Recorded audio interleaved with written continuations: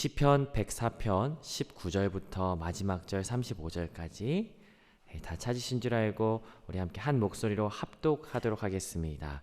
19절 함께 읽습니다. 시작. 여호와께서 달로 절기를 정하시며 해는 그 지는 때를 알도다. 주께서 흑암을 지어 밤이 되게 하시니 살림의 모든 짐승이 기어 나오도다. 젊은 사자들은 그들의 먹이를 쫓아 부르짖으며 그들의 먹이를 하나님께 구하다가 해가 돋으면 물러가서 그들의 굴 속에 눕고 사람은 나와서 일하며 저녁까지 수고하는도다. 여호와여, 주께서 하신 일이 어찌 그리 많은지요. 주께서 지혜로 그들을 다 지으셨으니 주께서 지으신 것들이 이 땅에 가득하나이다. 거기에는 크고 넓은 바다가 있고 그 속에는 생물 곧 크고 작은 동물들이 무수하나이다. 그곳에는 배들이 다니며 주께서 지으신 리워야단이 그 속에서 노나이다. 이것들은 다 주께서 때를 따라 먹을 것을 주시기를 바라나이다. 주께서 주신즉 그들이 받으며 주께서 손을 펴신즉 그들이 좋은 것으로 만족하다가 주께서 낯을 숨기신즉 그들이 떨고 주께서 그들의 호흡을 거두신즉 그들은 죽어 먼지로 돌아가나이다. 주의 영을 보내어 그들을 창조하사 지면을 새롭게 하시나이다. 여호와의 영광이 영원히 계속할지며 자신께서 행하시는 일들로 말미암아 즐거워하시리로다. 그가 땅을 보신즉 땅이 진동하며 산들을 만지신즉 연기가 나는도다. 내가 평생토록 여호와께 노래하며 내가 살아있는 동안 내 하나님을 찬양하리로다. 나의 기도를 기쁘게 여기시기를 바라나니 나는 여호와로 말미암아 즐거워하리로다. 죄인들을 땅에서 소멸하시며 악인들을 다시 잊지 못하게 하시리로다. 내 영혼아 여호와를 송축하라. 할렐루야. 아멘. 함께 말씀을 살펴보도록 하겠습니다. 우리는 신명기 묵상을 마치고 시편을 같이 함께 묵상하고 있습니다.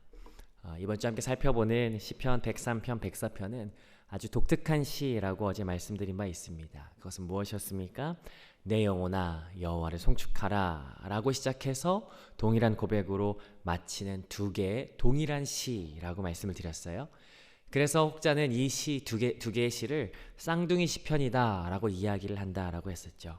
어제는 104편의 앞부분을 살펴봤고요. 오늘은 104편 나머지 하반절을 살펴볼 텐데 오늘 이 내용 가운데 하나님 어떤 분이신지 발견하게 되는 귀한 은혜가 있기를 주님의 이름으로 축복합니다. 우리는 성경을 통해서 하나님이 어떤 분이신지를 알게 됩니다. 곳곳에 나타난 하나님의 성품들이 있지만 오늘 본문과 연관지어서 한 가지를 말한다면 하나님은 우리를 다스리시는 분이시죠. 하나님의 다스리심은 아마 이스라엘 백성이 홍해를 건넌 이후 출애굽기 15장 18절에서 여호와께서 영원무궁히 다스리시도다 라고 하는 선포하는 그 고백 속에서 가장 잘 드러나지 않을까 싶습니다. 억압의 430년 그 애굽에서 건지시고 또 바로의 모든 압제와 불의로부터 건지신 그 하나님이 우리를 그냥 두지 않으시고 선한 길로 풍성한 삶으로 우리를 인도하시고 초대하실 것을 기대하는 것, 그래서 그 하나님의 다스리심을 고백하는 그 고백 가운데 하나님이 우리의 왕이 되십니다, 하나님이 우리의 주가 되십니다 라고 고백하는 그 놀라운 선포이죠. 하나님께서는 우리를 다스리십니다. 그러나 하나님의 다스림심 속에 우리가 살아가지만 때때로 만나게 되는 원통함과 억울함도 있다라고 하는 것을 우리가 알게 돼요. 원통함과 억울함은 우리를 정말 힘들게 하죠. 사실 우리가 함께 보는 이 시편 104편은 그냥 단순히 찬양시인 것 같습니다. 그런데 내용을 좀 천천히 살펴보다 보면 시인이 이러한 고백을 하게 되는 배경을 짐작할 수 있는 구절이 있습니다. 그래서 이 찬양이 얼마나 더 귀한가라고 생각하게 되는데요. 이 시의 배경이 드러나는 장면은 34절, 35절입니다. 여러분 34절 같이 한번 보시겠습니까? 34절 앞에 보니까 나의 기도를 기쁘게 여기시기를 바라나니 라고 이야기해요. 언뜻 보게 되면 내 기도가 하나님께 상달되기를 원합니다 라고 하는 고백 같아요. 그런데요, 여기 기도라고 하는 단어는 일반적으로 기도라는 말을 지칭할 때 테필라 또는 팔랄이라는 단어를 쓰거든요. 그런데 여기는 다른 단어를 씁니다. 시야흐라고 하는 단어를 썼거든요. 근데 이 시야흐라고 하는 단어는 구약 성경 가운데 14번 정도밖에 들어가지 않은 희소한 단어입니다. 그런데 그 14번 중에 12번을 이렇게 표현합니다. 원망이라고 표현해요. 대표적으로는 사무엘상 1장 16절에서 한나가 자기는 아들이 없는데 본인 나는 아들이 있다라고 하면서 자기를 괴롭히고 자기를 힘들게 만드는, 그래서 그 억울한 마음을 가지고 나아갈 때 뭐라고 하냐면 내가 지금까지 말한 것은 나의 원통함과 격분됨이 많기 때문이다 라고 이야기하거든요. 여기 원통하다라고 하는 말이 바로 똑같은 단어 시야흐입니다. 그렇다면 이 34절을 이렇게 볼 수 있어요. 하나님, 나의 이 원통함을 하나님께서 기꺼이 받아주시면 좋겠습니다 라고 이야기한 거예요. 그렇다면 지금 이 시인의 마음은 그 분함, 그 원통함이 가득해 있다라고 하는 것을 우리가 알게 됩니다. 그럼에도 불구하고 찬양하는 것이죠. 이 시인이 대체 무엇 때문에 원통할까? 분명하게 알 수 있는 것은 아니지만 35절 상반절에서 우리가 힌트를 얻을 수 있습니다. 35절 상반절 같이 한번 읽어보지 않으시겠습니까? 함께 읽어봅니다. 시작. 죄인들을 땅에서 소멸하시며 악인들을 다시 잊지 못하게 하시리로다. 여기에서 우리가 알 수 있는 것이 있어요. 시인이 원통한 이유가 죄인들 때문이구나, 악인들 때문이구나 라고 하는 것을 알 수가 있죠. 그 죄인들이, 악인들이 어떤 일을 행했는지는 분명하진 않아요.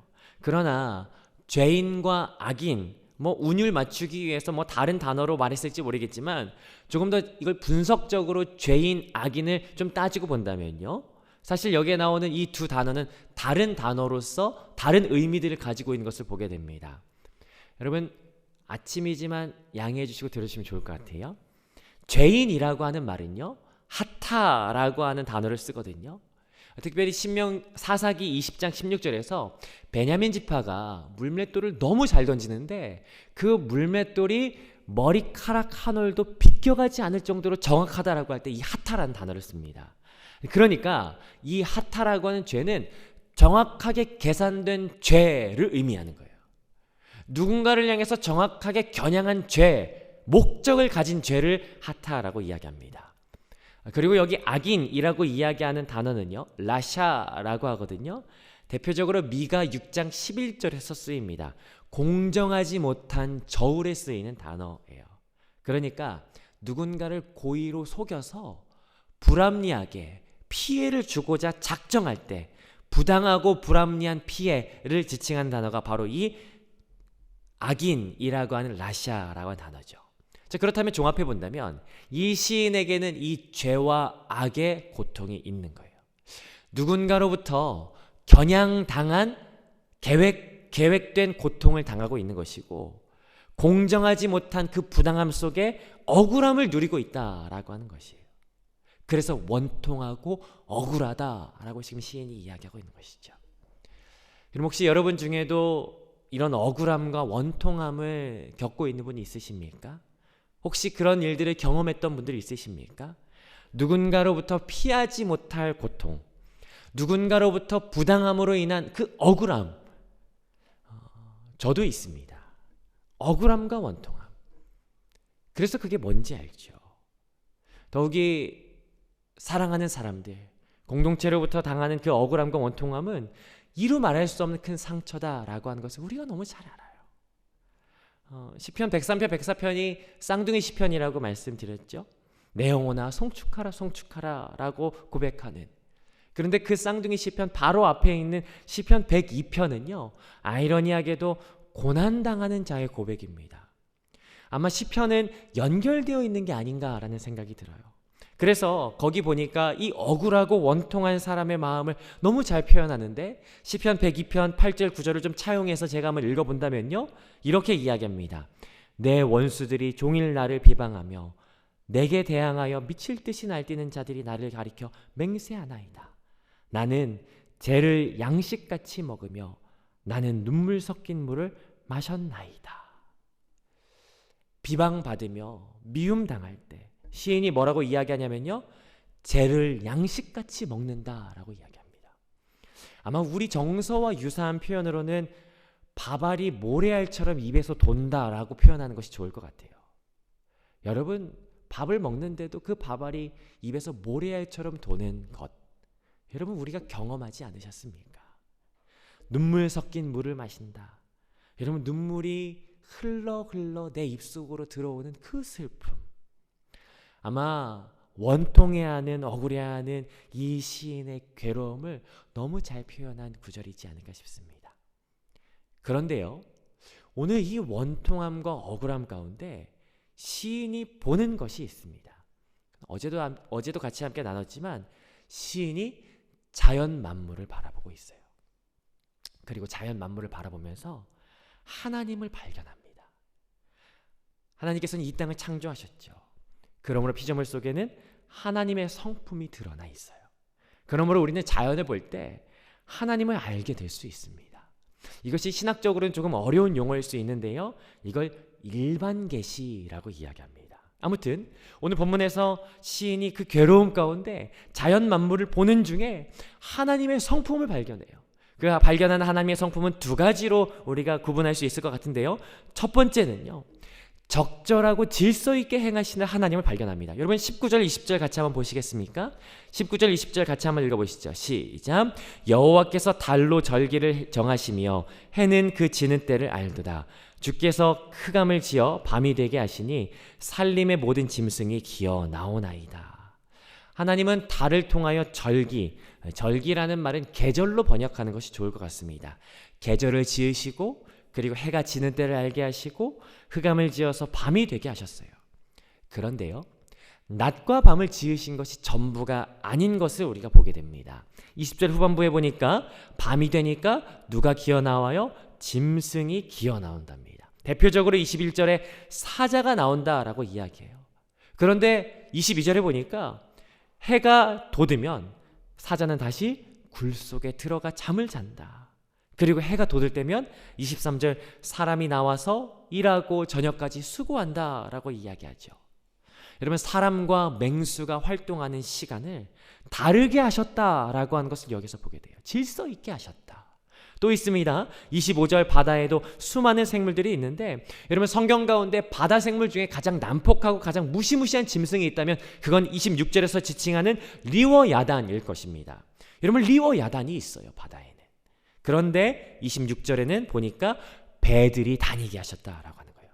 그 이유는 무엇이에요?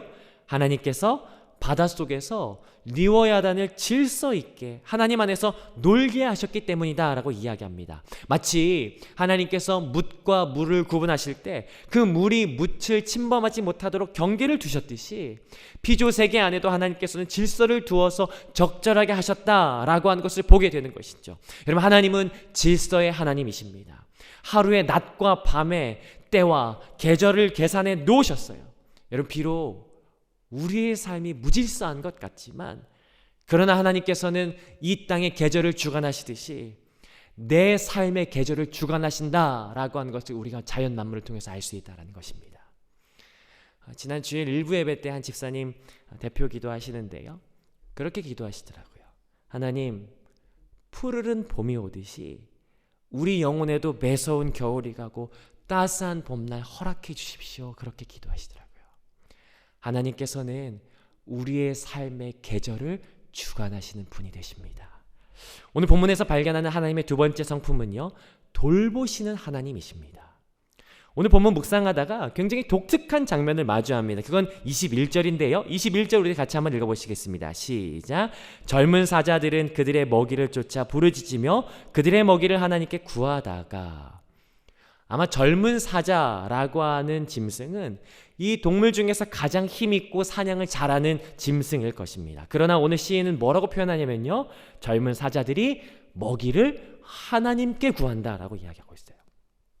동일하게 바닷속의 생물 중에서도 가장 힘있고 무서운 짐승은 리워야단일 것입니다.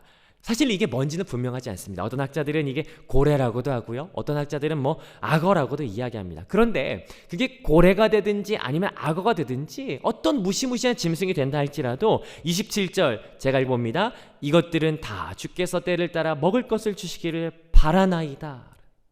그것이 아무리 힘이 있고 아무리 능력이 있어도 하나님께 먹을 것 주시기를 바란다라는 거예요. 여러분, 달리 말하자면 어떤 의미입니까? 하나님께서 허락하시지 않으면 이들은 먹을 수 없다라는 것이에요. 그래서 28절부터 30절 여기에서는 미완료 동사 5개를 가지고 이렇게 이야기합니다. 하게 될 것이다. 만약에 그렇다면 이라고 한 형태로 뭐라고 이야기하냐면 28절 주신즉 펴신즉 29절에도요. 숨기신즉 거두신즉 30절에 보내신즉이라고 이야기해요. 이것을 우리가 본다면 28절 뭡니까? 하나님께서 양식을 주시면 그들이 받고 손을 펴시면 그제서야 그들이 좋은 것으로 만족하고 29절 하나님께서 낯을 숨기시면 그들은 두려워 떤다. 하나님께서 호흡을 거두시면 그들이 죽어서 먼지가 되고 30절 주의 영을 보내시면 하나님의 영은 그들을 창조하셔서 지면을 새롭게 하신다라고 이야기해요. 여러분 무엇을 이야기합니까? 아무리 크고 강력한 사자나 리워야단도 모두 하나님 손에 있다. 하나님께서 돌보신다라는 것을 이야기하죠. 하나님께서는 모든 피조물을 질서 있게 하셨습니다. 동시에 그냥 질서 있게 두지 않으셨어요.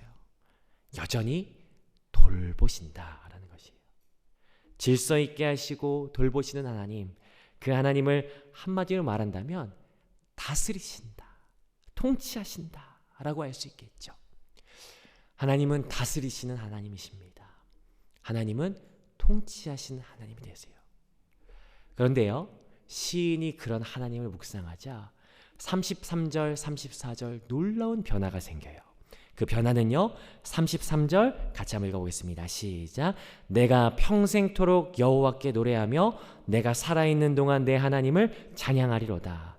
내가 평생토록, 내가 살아있는 동안에 하나님을 찬양하겠다라고 하는 결단이 생겨요. 원통함이 있었습니다. 그런데 찬양하겠다라고 하는 고백으로 변하는 것을 보게 되죠. 두 번째는 34절 하반절인데요. 34절 하반절 제가 읽습니다. 나는 여호와로 말미암아 즐거워하리로다. 두 번째는 하나님으로 말미암아 즐거워하겠다라는 것이죠. 여러분 이 고백이 정말 귀합니다. 여러분 즐거워하겠다라고 하는 고백은 단순히 그냥 나 즐거워, 나 기뻐 이런 감정적인 의미를 말하는 것이 아닙니다. 이것은 의지적인 결단이고 적극적인 태도이죠. 지금 내 상황과 내 현실의 문제와 상관없이 내가 즐거워하기로 결단한다라고 하는 것입니다. 그건 왜 그렇습니까? 하나님이 누구신지를 알았기 때문이에요. 하나님은 질서의 하나님이시고 돌보시는 하나님이시기 때문에 그 하나님께서 내 삶을 질서 있게 하시고 돌보시리라라고 하는 그 확신과 믿음이 분명해짐으로 말미암아 하나님 제가 찬양하겠습니다. 하나님 제가 즐거워하겠습니다. 라고 하는 결단의 고백을 드릴 수 있게 된 것이죠. 오늘 우리의 삶 가운데 이 시인의 믿음의 고백이 있었으면 좋겠습니다. 사실 제가 이 말씀을요, 어제 비가 추적추적 내리는 그 진해 속천항에 있는 한 커피집 앞에서 이 말씀을 준비했습니다. 되게 낭만적이지 않습니까? 저도 요즘에 참 속상한 일이 많습니다. 그런데 이 말씀을 묵상하면서 이렇게 창밖을 이렇게 한참 쳐다보는데 이 바다에 넘실거리는 파도와 함께 비가 이렇게 내리는 장면, 그러면서 문득 드는 생각이 다 하나님 손에 있구나. 저 산들도 하나님께서 주관하시는구나. 저 바다도 그래 저 바닷속에 얼마나 많은 생물들이 있을까. 그런데 마태복음 말씀처럼 공중에 나는 새도 델핀 백합화도 하나님께서 그냥 두지 않으시고 다스리시고 질서 있게 하시는구나. 하나님의 주권 아래 있구나 라고 하는 것을 고백하게 되어지더라고요. 그러면서 고백했던 찬양이 하나 있는데요, 우리가 참 잘 아는 찬양, 내가 믿고 또 의지함은 내 모든 형편 아시는 주님. 그리고 그 다음 고백이 뭡니까? 늘 돌보아 주실 것을 나는 확실히 아네. 여러분 우리의 삶 가운데 고난과 어려움이 있습니다. 악인과 죄인 때문에 고통당하지만 그렇지만 그럼에도 불구하고 온 땅과 만물의 주가 되셔서 다스리시고 통치하시는 그 하나님 우리 가운데 함께 하십니다. 그 하나님 바라보고 기억할 때 내 삶도 하나님께서 다스리시는구나. 내 삶도 하나님 손에 있구나 라고 하는 그 믿음의 고백으로 말미암아 하나님 제 평생에 하나님 찬양하겠습니다. 하나님 제가 하나님으로 말미암아 즐거워하겠습니다 라고 하는 고백이 오늘 우리 하루의 삶 가운데 있기를 주님의 이름으로 축복합니다. 하나님을 기뻐하고 하나님을 즐거워하며 하나님을 찬양하는 삶, 그 길을 걸어가시는 저와 여러분 되시기를 이 하루 오늘 주님의 이름으로 축복합니다.